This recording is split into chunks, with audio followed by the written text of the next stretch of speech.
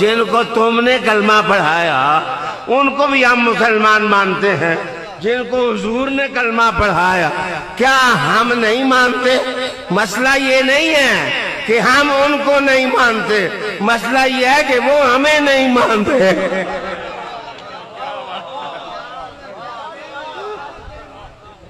مسئلہ یہ نہیں ہے کہ ہم انہیں نہیں مانتے، مسئلہ یہ ہے کہ وہ ہمیں نہیں مانتے۔ اگر وہ مان لیتے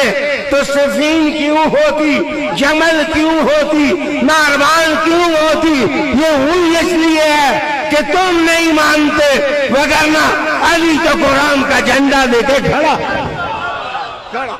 مندے خود نہیں ہو تو متے ساڑھے لانے کہتے ہیں جی مانتے ہیں ہم، تو مانتے ہو تو پھر جھگڑا کیسی ہے؟ ہاں پھر تو کوئی بات ہی نہیں، ہم مانتے ہیں۔ 90 لاکھ غریب نواز نے کلمہ پڑھایا، ہم انہیں بھی مانتے ہیں۔ حضور نے جن کو بڑھایا ہم زیادہ مانتے ہیں۔ حضرت عثمان غنی رضی اللہ تعالیٰ عنہ کو جب شہید کر دیا گیا، شہادت کے بعد پھر حضرت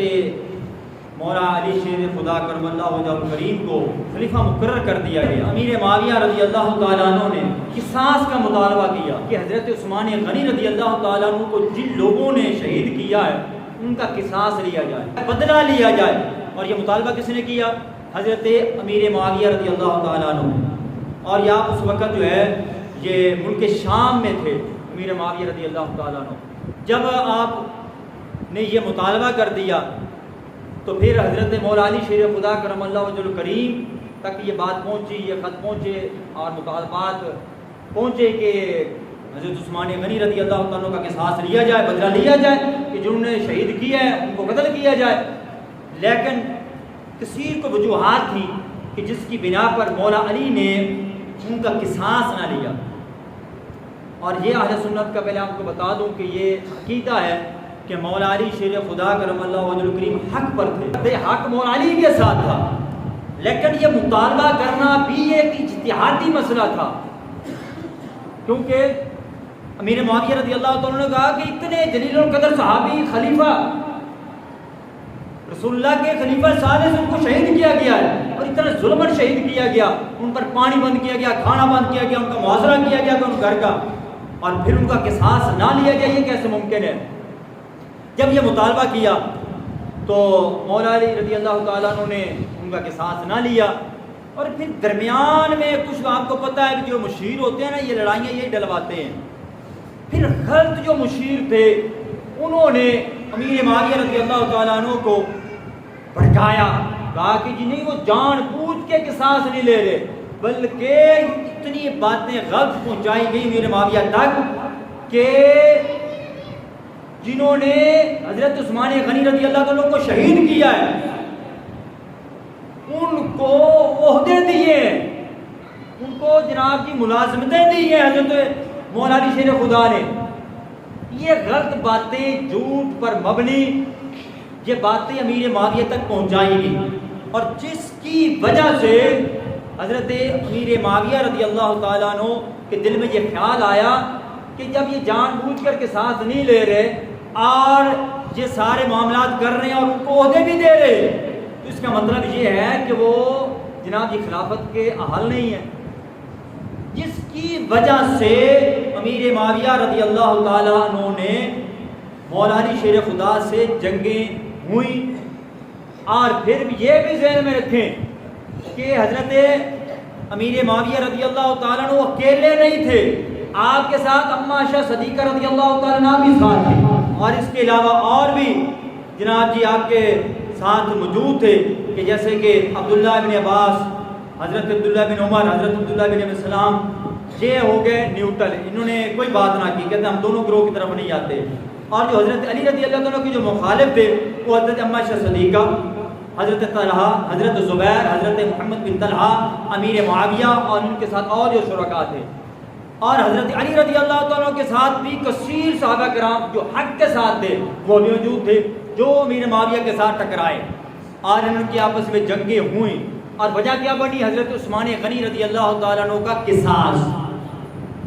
سمجھ آ رہی کہ نہیں آ رہی؟ یہ معاملات بنے، قصاص کی وجہ سے جنگیں ہوئیں، اور حضرت امیر معاویہ رضی اللہ تعالیٰ انو کے حوالے سے اب اس بات پر تان و تشریح کرنا کہ بھائی حضرت امیر معاویہ نے جنگ کی مولا علی سے، جبکہ یہ مسئلہ قصاص کا تھا، مسئلہ اجتہاد کا تھا، اور انہوں نے یہ کہا کہ اگر قصاص نہیں لیا جاتا تو بھائی یہ تو پھر جتنے بھی بعد میں خلفاء بنیں گے اور سلطان اور بادشاہ بنے گے ان کو جو چاہے گا قتل کر دے گا۔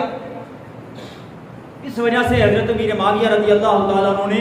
قصاص کا مطالبہ کیا، اور پھر بعد میں جو مخالفین تھے انہوں نے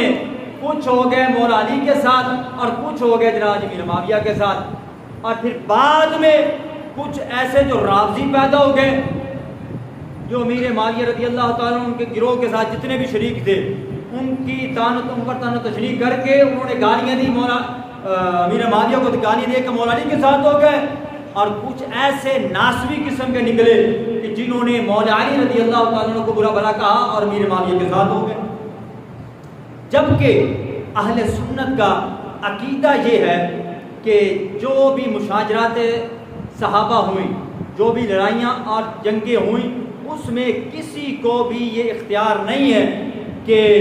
ان پر بحث و مباحثہ کیا جائے۔ اور حال ہی کے اندر ایک لال بیگ پنڈی کا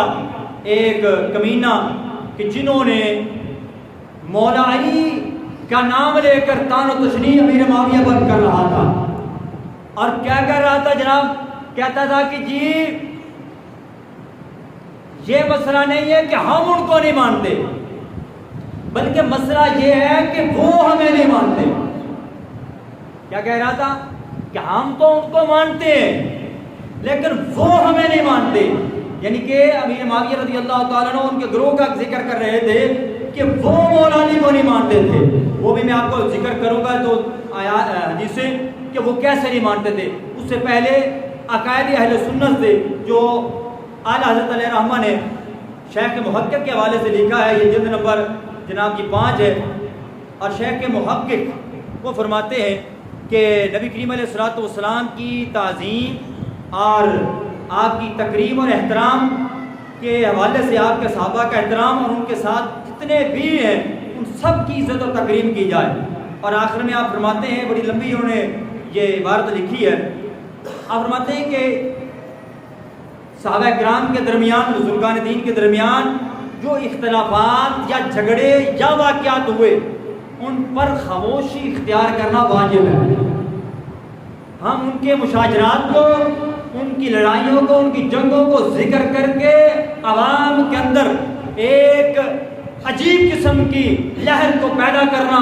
اور ان کے دلوں میں اضطراب پیدا کرنا، خوف و ہراس اور طرح طرح کے فتنے پیدا کرنا، اس کے حوالے سے عقائد اہل سنت میں یہ ہے کہ اس میں خاموشی اختیار کی جائے۔ کوئی بھی کسی کو حق نہیں ہے کہ کسی کی محبت میں دوسری کو گالی دی جائے۔ اور بھائی تو گھر میں ماں باپ کے درمیان لڑائی ہو جاتی ہے، کس کو تم برا بھلا کہو گے؟ صحابہ کے درمیان صرف یہی نہیں اور بھی کئی واقعات ہوئے ہیں کہ تم ایک کی محبت میں دوسرے کو گالی دو گے۔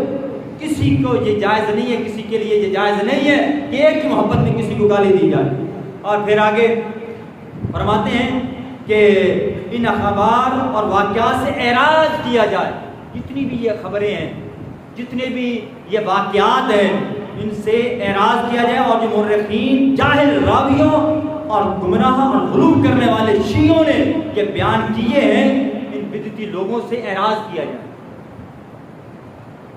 یعنی کہ یہ اہل سنت کا کام نہیں ہے کہ تم ایک کی محبت میں تم دوسروں کو گالی دو، جیسے لال بیگ کر رہا ہے۔ لال بیگ اس لیے تو کہتا تھا کہ مجھے اعلیٰ حضرت سے تکلیف ہے۔ میں نے کہا تکلیف یہی ہے تمہیں کہ تم نے اعلیٰ حضرت کے عقیدے کو پڑھ کر پھر اس سے انحراف کیا ہے، تو پھر کیا ہے اعلیٰ حضرت، اسی لیے تو تجھے تکلیف ہے۔ کہتا مجھے اعلیٰ حضرت تکلیف ہے، اور اسی وجہ سے تکلیف ہے کہ اعلیٰ حضرت نے فرمایا تھا کہ جو امیر معاویہ اور مولا علی شیر خدا